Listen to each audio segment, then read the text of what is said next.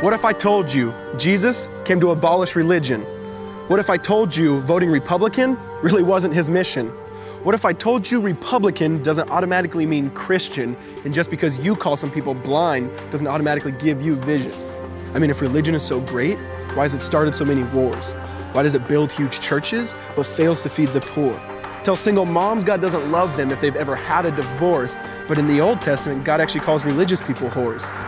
Religion might preach grace, but another thing they practice, tend to ridicule God's people.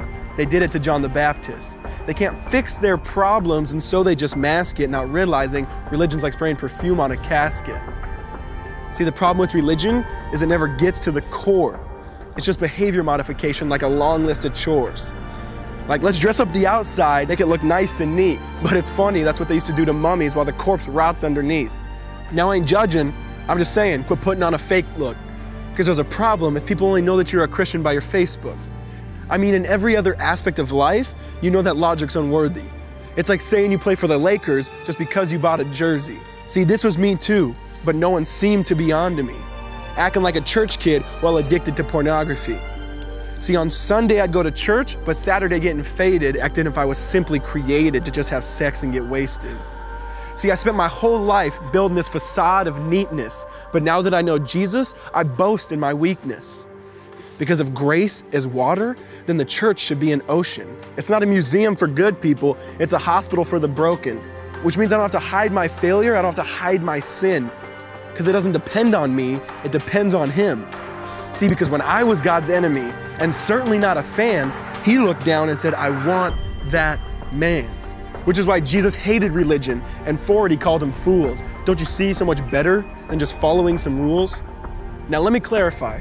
I love the church, I love the Bible, and yes, I believe in sin.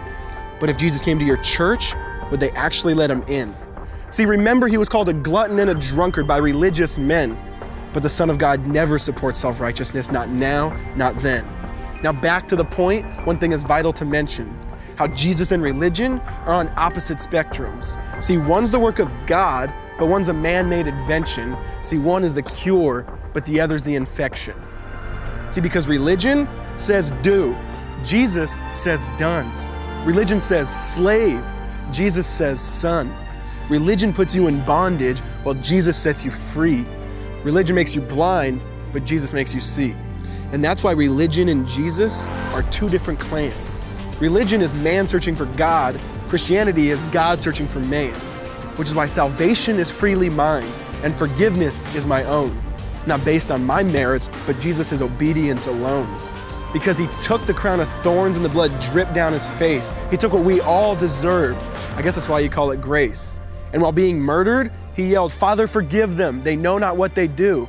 Because when He was dangling on that cross, He was thinking of you. And He absorbed all your sin and He buried it in the tomb, which is why I'm kneeling at the cross saying, come on, there's room. So for religion, no, I hate it. In fact, I literally resent it. Because when Jesus said, it is finished, I believe He meant it.